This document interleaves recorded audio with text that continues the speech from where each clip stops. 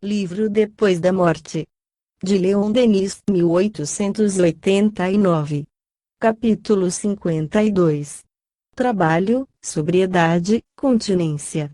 O trabalho é uma lei para as humanidades planetárias, assim como para as sociedades do espaço. Desde o ser mais rudimentar até os espíritos angélicos que velam pelos destinos dos mundos, cada um executa sua obra, sua parte, no grande concerto universal. Penoso e grosseiro para os seres inferiores, o trabalho suaviza-se à medida que o espírito se purifica.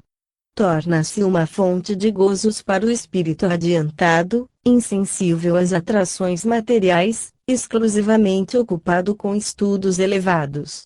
É pelo trabalho que o homem doma as forças cegas da natureza e preserva-se da miséria, é por ele que as civilizações se formam, que o bem-estar e a ciência se difundem. O trabalho é a honra, é a dignidade do ser humano. O ocioso que se aproveita, sem nada produzir, do trabalho dos outros não passa de um parasita. Quando o homem está ocupado com sua tarefa, as paixões aquietam-se. A ociosidade, pelo contrário, instiga-as, abrindo-lhes um vasto campo de ação. O trabalho é também um grande consolador, é um preservativo salutar contra as nossas aflições, contra as nossas tristezas. Acalma as angústias do nosso espírito e fecunda a nossa inteligência. Não há dor moral, decepções ou reveses que não encontrem nele um alívio, não há vicissitudes que resistam à sua ação prolongada. O trabalho é sempre um refúgio seguro na prova, um verdadeiro amigo na tribulação. Não produz o desgosto da vida. Mas quão digna de piedade é a situação daquele a quem as enfermidades condenam à imobilidade, à inação. E quando esse ser experimenta a grandeza, a santidade do trabalho, quando, acima do seu interesse próprio, vê o interesse geral, o bem de todos e nisso também quer cooperar, eis então uma das mais cruéis provas que podem estar reservadas ao ser vivente. Tal é, no espaço, a situação do espírito que faltou aos seus deveres e desperdiçou a sua vida. Compreendendo muito tarde a nobreza do trabalho e a vileza da ociosidade, sofre por não poder então realizar o que sua alma concebe e deseja. O trabalho é a comunhão dos seres. Por ele nos aproximamos uns dos outros, aprendemos a auxiliarmos-nos, a unirmos-nos, daí a fraternidade só a um passo. A antiguidade romana havia desonrado o trabalho, fazendo dele uma condição de escravatura. Disso resultou sua esterilidade moral, sua corrupção, suas insípidas doutrinas. A época atual tem uma concepção da vida muito diferente. Encontra-se já satisfação no trabalho fecundo e regenerador. A filosofia dos espíritos reforça ainda mais essa concepção, indicando-nos na lei do trabalho germe de todos os progressos, de todos os aperfeiçoamentos, mostrando-nos que a ação dessa lei estende-se à universalidade dos seres e dos mundos. Eis porque estávamos autorizados a dizer: despertai, vós todos que deixais dormitar as vossas faculdades e as vossas forças latentes. Levantai-vos e mãos à obra. Trabalhai, fecundai a terra, fazei ecoar nas oficinas o ruído cadenciado dos martelos e os silvos do vapor. Agitai-vos na colmeia imensa. Vossa tarefa é grande e santa. Vosso trabalho é a vida, é a glória, é a paz da humanidade. Obreiros do pensamento, perscrutai os grandes problemas, estudai a natureza, propagai a ciência, espalhai por toda parte tudo o que consola, anima e fortifica.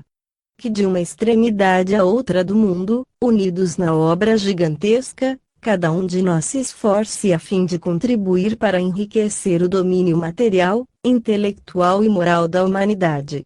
A primeira condição para se conservar a alma livre, a inteligência sã e a razão lúcida é a de ser sóbrio e casto. Os excessos de alimentação perturbam-nos o organismo e as faculdades, A embriaguez faz-nos perder toda a dignidade e toda a moderação. O seu uso contínuo produz uma série de moléstias, de enfermidades, que acarretam uma velhice miserável.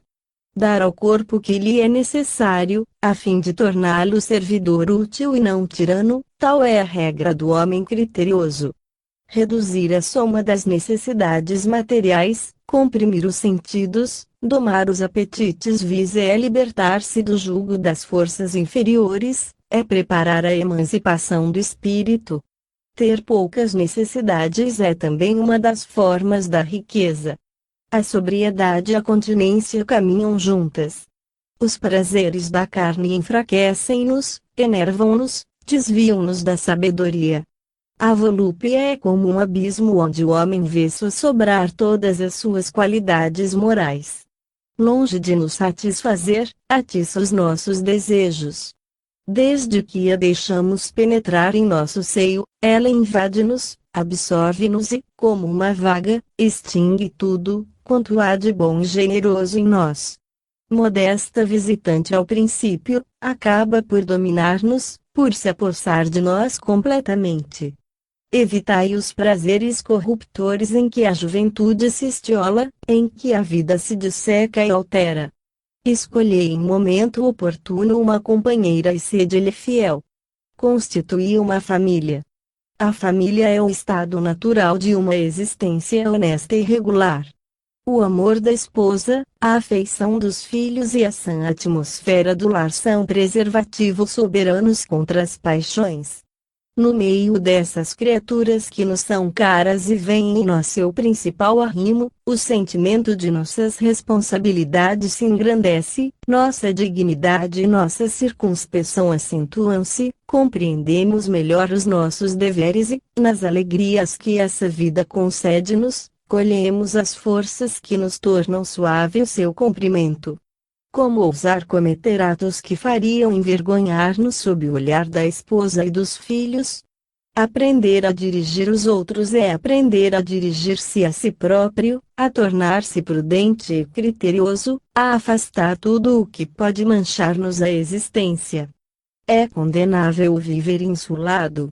Dar, porém, nossa vida aos outros, sentirmos-nos reviver em criaturas de que soubemos fazer pessoas úteis, servidores zelosos para a causa do bem e da verdade, morrermos depois de deixar cimentado um sentimento profundo do dever, um conhecimento amplo dos destinos é uma nobre tarefa. Se há uma exceção a essa regra, esta será em favor daqueles que, acima da família, colocam a humanidade que, para melhor servi-la, para executar em seu proveito alguma missão maior ainda, quiseram afrontar sozinhos os perigos da vida, galgar solitários a vereda árdua, consagrar todos os seus instantes, todas as suas faculdades, toda a sua alma a uma causa que muitos ignoram, mas que eles jamais perderão de vista. A sobriedade, a continência, a luta contra as seduções dos sentidos não são, como pretendem os mundanos, uma infração às leis morais, um amesquinhamento da vida, ao contrário, elas despertam em quem as observa e executa uma percepção profunda das leis superiores, uma intuição precisa do futuro. O voluptuoso, separado pela morte de tudo o que amava, consome-se em vãos desejos. Frequenta as casas de deboche, busca os lugares que lhe recordam o modo de vida na terra e, assim, prende-se cada vez mais a cadeias materiais, afasta-se da fonte dos puros gozos e vota-se à bestialidade, às trevas.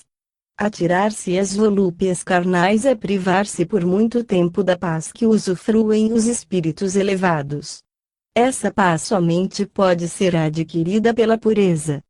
Não se observa isso desde a vida presente? As nossas paixões e os nossos desejos produzem imagens, fantasmas que nos perseguem até no sono e perturbam as nossas reflexões.